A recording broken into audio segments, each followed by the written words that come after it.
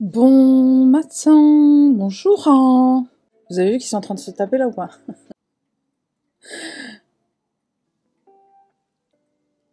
Link il se laisse pas faire. Assam, Assam,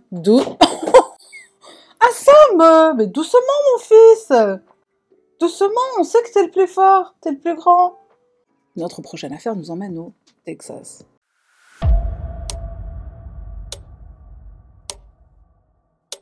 Trois garçons surnommés Little Rascal, petit garnement en anglais, ont été arrêtés au Texas, en lien avec un cambriolage de banque, a annoncé le FBI jeudi. Puisqu'ils sont mineurs, très peu d'informations ont été divulguées sur ces jeunes délinquants, âgés de 11, 12 et 16 ans, étant donné qu'ils sont mineurs, ni leur nom, ni aucun détail supplémentaire ne sera divulgué, a déclaré le porte-parole du bureau du shérif du comté de Harris à Houston.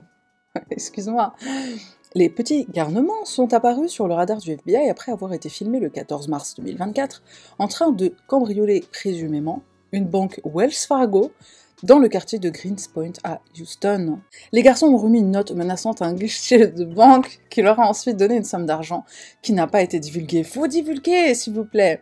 Ils se sont ensuite enfuis à pied avec leur butin en argent, en espèces quoi, a rapporté la chaîne de nouvelles ABC 13. Excuse-moi, ils sont partis à pied les mecs, ils ont des couilles de malade. C'est trottinette, ça m'aurait fait encore plus rire, mais à pied, c'est vraiment, j'ai presque envie de dire respect, presque, ça reste un crime. T'imagines à 11 piges, tu vas braquer une banque? Vous faisiez quoi vous à 11 ans? Le FBI a publié sur X une photo de 3 personnes vêtues de vestes à capuche à l'intérieur du hall de la banque et a demandé au public de les aider à retrouver ces petits garnements. Croyez-le ou non, ils viennent de cambrioler la Wells Fargo au 10261 North Freeway, a poursuivi la division de Houston du FBI sur X. Et t'imagines le FBI qui dit ça? Croyez-le ou non, mais ils viennent de braquer une banque. C'est grâce à la collaboration de leurs parents, qui les ont dénoncés au FBI, que les garçons ont été appréhendés. T'imagines, tu vois ton gosse à la télé? Mais c'est toi là, dans la télévision? Les voleurs présumés ont chacun été inculpés pour vol avec menace, a déclaré un porte-parole du bureau du shérif du comté de Harris à Houston. Tu dénonces ton gosse ou pas? On dirait ils ont volé des bonbons. J'avoue, petit garnement, ça fait comme s'ils avaient pas pris grand-chose, en fait. C'est une banque, la Wells Fargo, en plus, hein. C'est une banque, quand même. Et franchement, je pense que s'ils disent pas combien de thunes ils ont pris, c'est parce que ça doit être un montant de...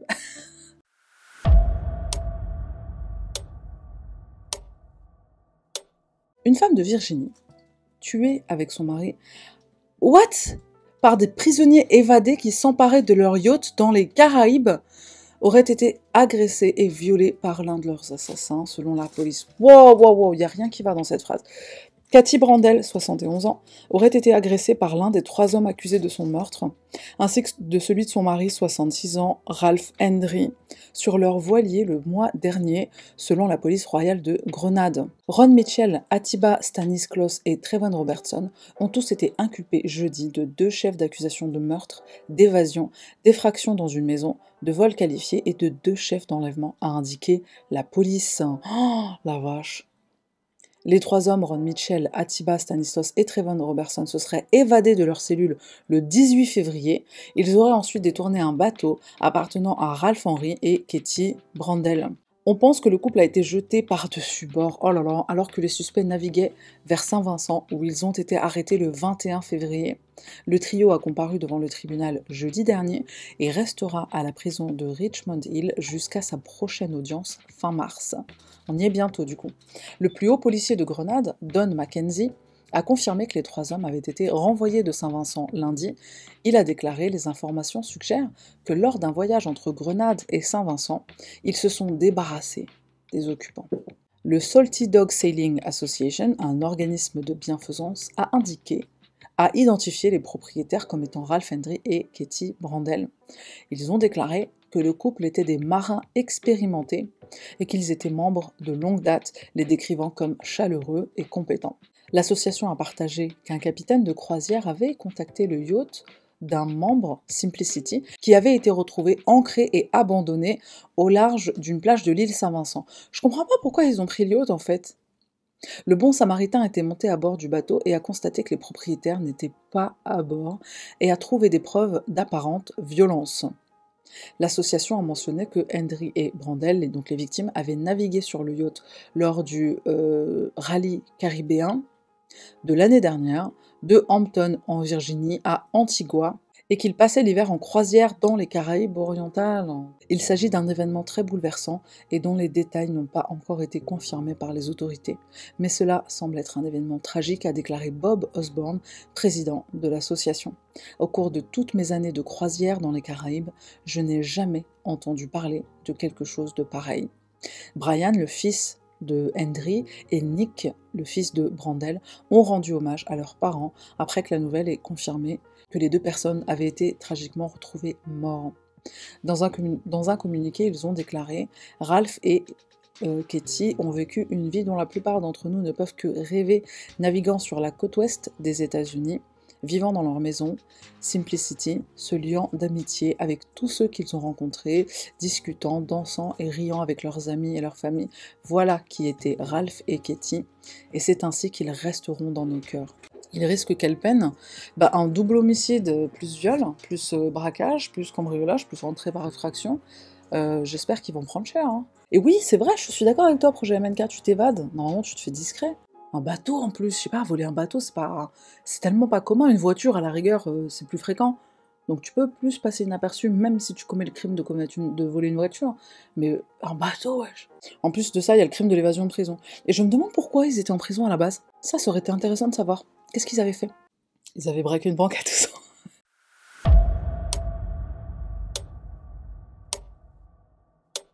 Les rats se sont emparés de la marijuana confisquée dans le vieux quartier général de la police de la Nouvelle-Orléans, grignotant les preuves, alors que le bâtiment est envahi par la moisissure et les cafards, a dénoncé la chef de la police de la ville. Les rats qui mangent notre marijuana sont tous défoncés, a déclaré Anne Kirkpatrick, commissaire de police, membre du conseil municipal de la Nouvelle-Orléans. Là, imagine-là qu'elle est en train de dire « nos rats sont tous défoncés ». Elle a envie de rigoler, ça se sent. Madame Kirkpatrick a décrit les infestations de vermine et la dégradation des bureaux qui abritent la police de la Nouvelle-Orléans depuis 1968, précisant que des agents avaient même trouvé des excréments de rats sur leurs bureaux.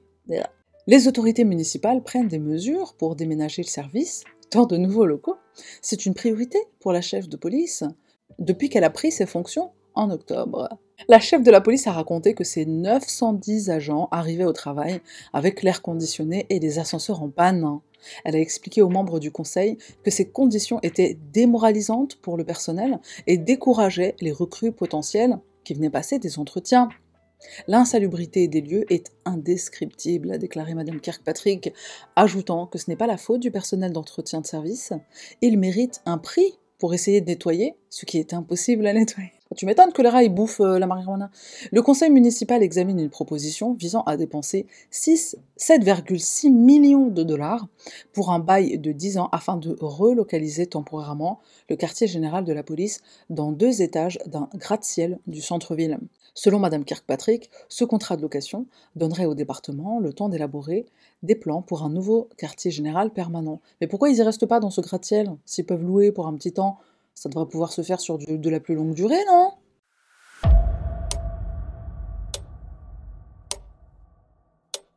Un homme de Caroline du Sud passera le reste de sa vie derrière les barreaux pour le meurtre d'un ami de longue date, merde alors, devenu propriétaire, qui lui a finalement signifié un avis d'expulsion au milieu de leur longue dispute. Ah merde. Jeudi, Nathan Wesley Ziegler, 64 ans, donc le mec sur la photo, a été condamné à la prison à vie sans possibilité de libération conditionnelle par le juge Heath Taylor de la première cour de circuit judiciaire pour le meurtre de Charles Jacob C.J. Young, 82 ans. Oh, pendant 20 ans, Young a permis à Ziegler de vivre gratuitement dans sa maison. Et genre 20 piges, ça t'a pas suffi. Young a déménagé à New York et a donné à Ziegler les clés de sa maison dans le comté de Dorchester. Le premier avocat adjoint, Kelly Laplante, a déclaré que Young considérait Ziegler comme un fils. L'immobilier gratuit n'a pas duré. Et avec le temps, l'amitié non plus, tu m'étonnes. Lorsque Young a pris sa retraite, il est retourné dans le comté de Palmetto et est revenu dans sa maison sur Johnson Road, à Harleyville, une petite ville située à environ 45 miles au nord-ouest de Charleston. Des problèmes surgissent après le retour de Young. La police a été appelée à plusieurs reprises pour faire face à des troubles domestiques. Un rapport d'incident obtenu par The Post suggère que le frère de Young se trouvait souvent sur la propriété et il était également venu y vivre. En décembre 2021, Young a signifié à Ziegler un avis d'expulsion, mais après des années à ne pas payer de loyer, il a simplement refusé de partir. Tard dans la matinée, Young a appelé le 911 et a supplié les autorités d'envoyer de l'aide. Un répartiteur a entendu une autre voix crier « Je t'ai dit que je jouais pas avec toi ». Puis on entend des coups de feu. J'ai une photo de la victime. Les députés du comté de Dorchester ont répondu vers midi. Young a été retrouvé mort dans la cuisine avec une blessure par balle au cou. Ziegler a été retrouvé assis sur une chaise dans la cour, détenu par un policier de Harleyville jusqu'à ce que des renforts arrivent. Le frère de Young s'est entretenu avec les députés et a déclaré qu'il avait entendu les deux hommes s'affronter dans la cuisine. À un moment donné, Young a dit à Ziegler de déplacer quelque chose hors de son chemin, suivi d'un bruit, a déclaré le frère. En entrant dans la cuisine, il a vu son frère par terre, ne bougeant pas, et Ziegler marchant avec une arme à la main. Les enquêteurs retrouvent l'arme du crime à l'intérieur d'un barbecue. Bah bien sûr. Ziegler a été accusé d'un chef d'accusation de meurtre, possession d'armes à feu, pour la commission d'un crime. Au cours du procès, l'accusé a admis avoir tiré sur Young, mais a invoqué la légitime défense. Ce n'était pas de la légitime défense, c'était un meurtre insensé, a déclaré l'avocate adjointe Shannon Elliott au jury.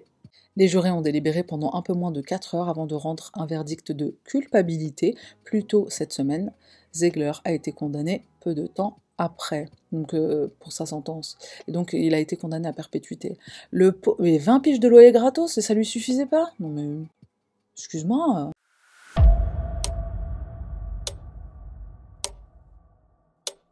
Un Montréalais a été déclaré coupable jeudi d'avoir abusé sexuellement une fillette de 4 ans dans la garderie familiale tenue par son épouse. La version offerte par Hossein Atoui, qui jurait qu'il s'agissait d'un fâcheux concours de circonstances, n'a pas été crue par le tribunal.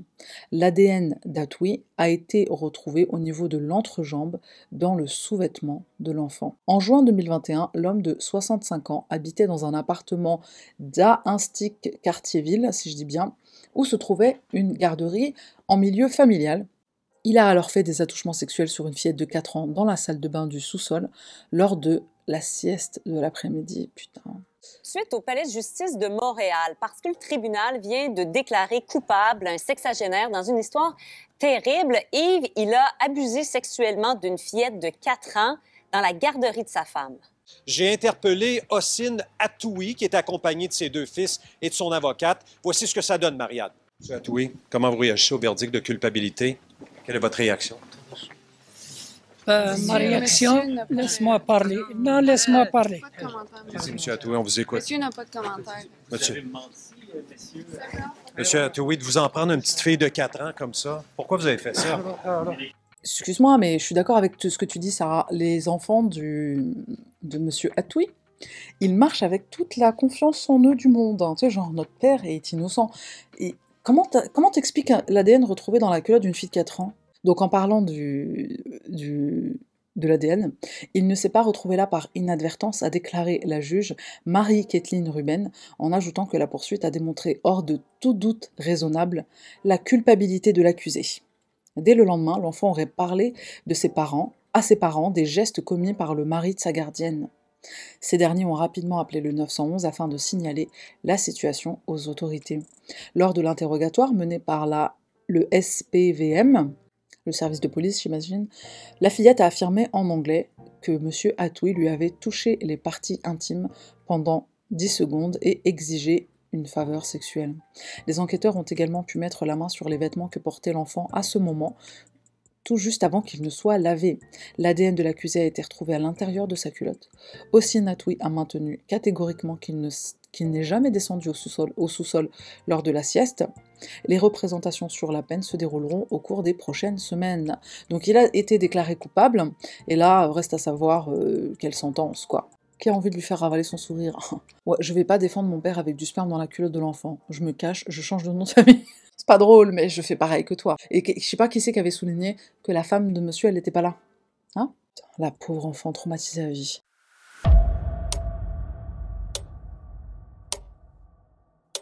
Un jury de Pennsylvanie n'a même pas eu besoin d'1 heure jeudi pour déclarer 2 accusés coupables du meurtre d'une enseignante d'une école primaire de Philadelphie devant son fils de 11 ans dans un service au volant de Dunkin' Donuts il y a moins d'1 an. Il n'y a rien qui va dans cette putain de phrase.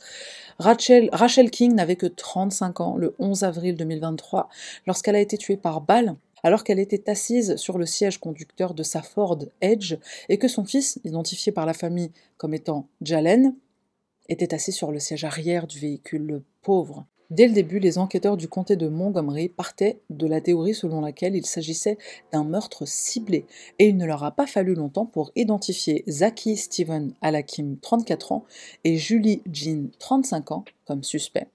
Les autorités ont déclaré avoir rapidement appris que ce meurtre de sang-froid était un meurtre contre rémunération orchestré par Jean, donc Julie Jean, par jalousie. Putain, j'aurais pas pensé que ça irait là. Le procureur du comté de Montgomery, Kevin Steele, a révélé qu'Alakim, donc le mec, le tireur, est le cousin de l'homme qui a engendré les 3 enfants de Jean. La tournure, elle est chelou. Donc j'ai engendré 3 enfants avec cette femme, mon cousin est parti tirer sur cette meuf. Ok, Jean a eu une liaison avec le petit ami de longue date de King, William Hayes, et lorsque cette liaison a pris fin, elle a harcelé King et Hayes par SMS et appel, et a comploté pour tuer la victime avec l'aide d'Alakim. Est-ce que vous avez compris les blazes, les relations entre les gens et tout? Parce que moi, je n'ai pas compris. King, c'est la victime, je viens de comprendre. Jean a eu une liaison avec le petit ami de la victime, qui s'appelle William Hayes.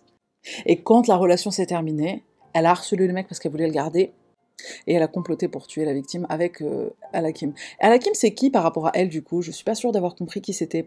Parce que pour prendre un flingue et aller tuer quelqu'un pour une meuf, bon, c'est qu'il se passe des choses avec cette meuf. Meurtre au drive Dunkin' Donuts. Ce meurtre de sang-froid de Rachel King était un meurtre ciblé d'une personne innocente, planifié par ces 2 accusés et horriblement exécuté devant le fils de la victime. C'est le meurtre tragique d'une bonne personne, tout ça à cause d'une liaison terminée, déclare le procureur. Les procureurs ont déclaré que les preuves vidéo montraient qu'Alakim avait regardé la victime devant son domicile quelques jours avant le meurtre, donc il a espionné sûrement, et il l'a suivi jusqu'au drive Dunkin' Donuts le jour du meurtre. Il s'est dirigé vers la fenêtre, vers sa fenêtre et a appuyé plusieurs fois sur la gâchette, la tuant sur le coup. Le Mercury Sable, donc le véhicule en question, d'après les enquêteurs, n'était qu'un élément de preuve qui a scellé le sort des accusés. Jean a acheté la voiture en son nom, tellement elle est intelligente, avec Alakim, moins de 2 semaines avant le meurtre. Pire encore pour les accusés, des preuves recueillies par téléphone portable ont montré qu'Alakim et Jean avaient planifié la fusillade sur une période de plusieurs semaines, ont indiqué les procureurs. Très peu de temps après que Jean ait enregistré les coordonnées d'Alakim, Alakim a enregistré sur son téléphone une capture d'écran d'une carte Google du complexe d'appartements de la victime, avec une épingle marquant la résidence exacte de la victime et une flèche rouge indiquant un itinéraire pour se rendre directement à la résidence de la victime. Mais il est complètement débile, ce mec! Il convient également de noter que sur le téléphone d'Alakim se trouvaient 2 photographies. L'une d'elles était la photo de la victime, affichée sur un téléphone portable tenu par une femme. Tiens, c'est la meuf que je veux que tu tues. Vraisemblablement Jean, donc la meuf qui tient le téléphone. Il a pris une photo d'une meuf qui tient une photo. Bref, la photo a été prise le 25 février 2023 à 14h17, moins de 30 minutes après qu'Alakim ait partagé sa position en temps réel avec Jean pour qu'ils se retrouvent. Ah, le duo, c'est des génies, tout à fait, Sting. Les autorités ont déclaré que la dernière tentative de Jean pour supprimer les messages textos incriminants, seulement 13 minutes avant d'être interrogée par la police le lendemain du meurtre, n'ont pas abouti. Le frère de Rachel King, la victime donc, Allen King, a déclaré, après la fusillade, que sa sœur, fille d'un pasteur, avait enseigné pendant une décennie dans les écoles élémentaires de Grover et Cleveland. Il a appelé les accusés à encourir la peine de mort, invoquant la nature odieuse de cette affaire. C'est pour ça que la peine de mort a été créée, a-t-il déclaré. Ah ouais, c'est Cependant, 2 mois avant le meurtre de Rachel King, le gouverneur Josh Shapiro, qui est démocrate, a annoncé qu'il suivrait la politique de son prédécesseur au poste de gouverneur et qu'il ne reprendrait pas les exécutions. Un moratoire sur la peine de mort est en vigueur en Pennsylvanie depuis près d'une décennie. Et Leslie LU, donc l'université de je sais pas quoi, a déclaré que le Commonwealth n'avait exécuté personne depuis 1999. Jean et Al-Hakim ont été reconnus coupables de meurtre au premier degré et de complot. Il n'a pas fallu longtemps au jury pour parvenir à un résultat qui a conduit à des peines de perpétuité. Le jury a mis moins d'1 heure pour déclarer Julie Jean et Zaki Al-Hakim coupables de meurtre au premier degré et de complot dans le meurtre de Rachel King. Alors que l'avocat de Jean aurait déclaré que la défense ferait appel, affirmant que les preuves n'étaient tout simplement pas là, la famille de la victime a déclaré que justice avait été rendue. Le fils de King, Jalen, donc on voit sur la photo, a déclaré « Je me sens mieux » après que des membres de sa famille lui ont dit que Jean et Al-Hakim seraient derrière les barreaux à vie, aurait déclaré la tante du petit garçon. En dehors d'être le cousin du père de ses gosses, à Julie là, Julie Jean, le mec là, je sais pas pourquoi il a fait ça. Pourquoi il s'est laissé embarquer dans un meurtre et une prison à perpète? Est-ce qu'il était amoureux de cette meuf? Est-ce qu'il voulait prendre la meuf de son cousin? C'est une bonne question.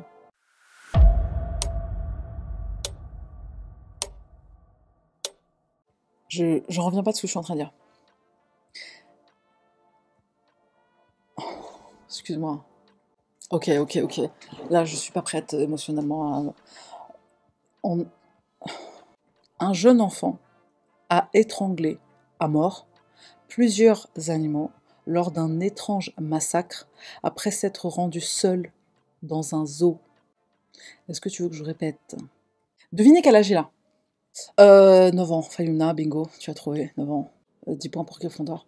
Un jeune enfant a étranglé à mort plusieurs animaux lors d'un étrange massacre après s'être rendu seul dans un zoo. Plusieurs, comment est-ce qu'il a fait? Le garçon de 9 ans n'aurait montré aucune émotion après avoir commis cette tuerie insensée au zoo pour enfants de Rekeroet à Alkmaar aux Pays-Bas. Selon les médias locaux, l'élève de l'école primaire a fait irruption dans la ferme pour enfants et a chassé les cobayes et les lapins. Le garçon qui aurait déjà visité les lieux sous surveillance s'est rendu seul et a tué jusqu'à 9 lapins et 2 cobayes en fin d'après-midi du 11 mars. Il aurait étranglé la plupart d'entre eux à mort sans que rien ne soit apparent. En plus, il a réussi à masquer son truc. Ça veut dire qu'il était assez vicieux pour se dire « il faut que je le fasse en scrène, il faut que je fasse comme si de rien n'était et que je cache mes agissements ». L'incident qui s'est produit dans la ville de Hek van Holland a stupéfié le personnel du zoo qui a ensuite eu la nausée.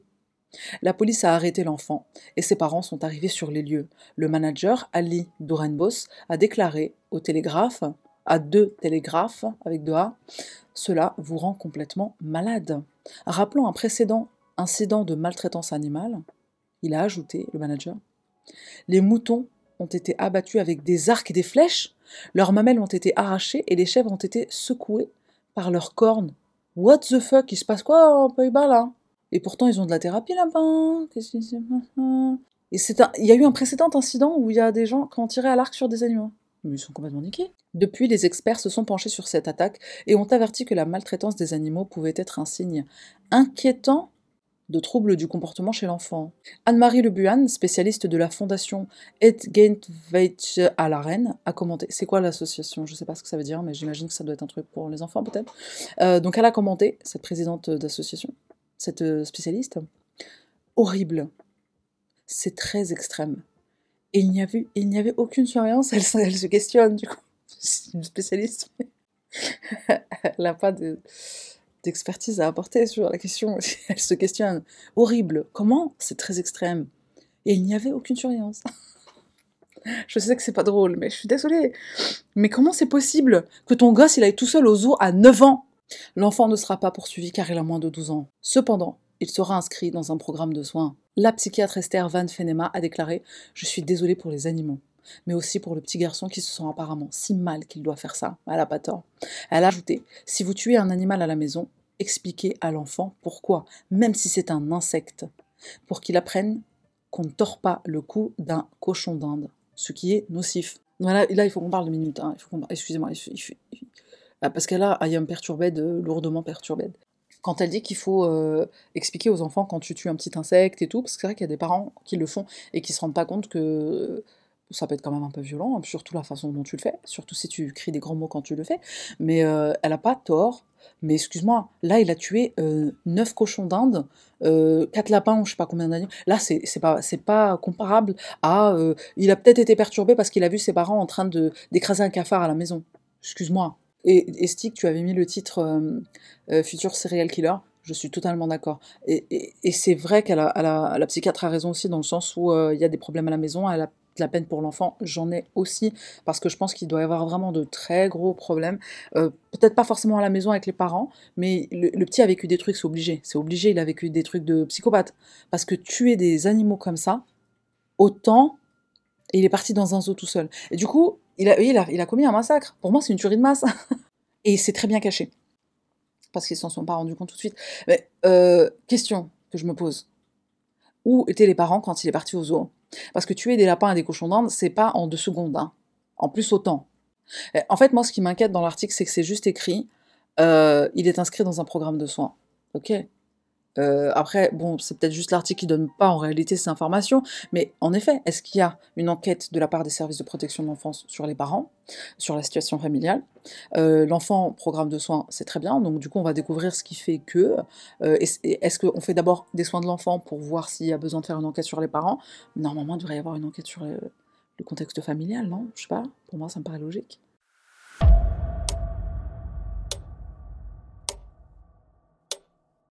Un Sud-Coréen, oh la vache, un Sud-Coréen a été arrêté pour avoir pénétré par effraction dans un laboratoire d'élevage du comté de Jiangsu, dans la province de Jeolla du Nord, et a volé le sperme d'un taureau coréen de haute importance génétique.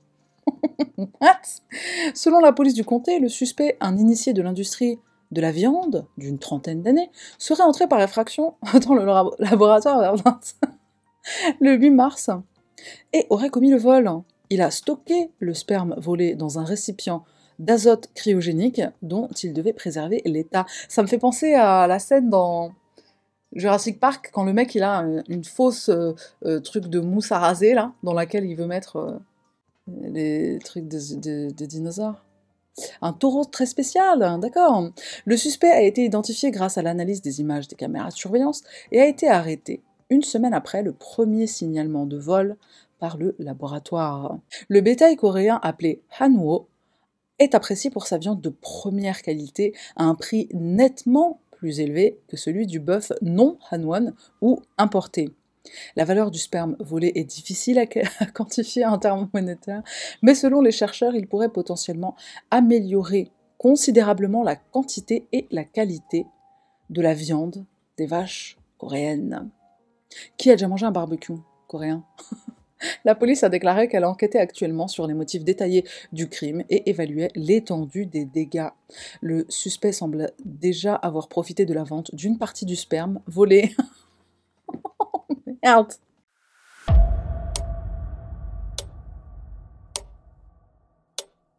Un client de la chaîne de restauration Dunkin' Donuts a déposé une plainte demandant plus de 100 000 $ de dommages et intérêts. Pourquoi? Il affirme avoir été blessé et recouvert de matière fécale lors de l'explosion d'un WC dans une toilette Dunkin' Donuts en Floride. Paul Kerouac a décrit le traumatisme subi tant sur le plan physique que psychologique. La plainte mentionne le manque de réaction des employés malgré leur connaissance préalable du problème avec les toilettes, soulignant l'impact considérable sur la santé mentale de la victime.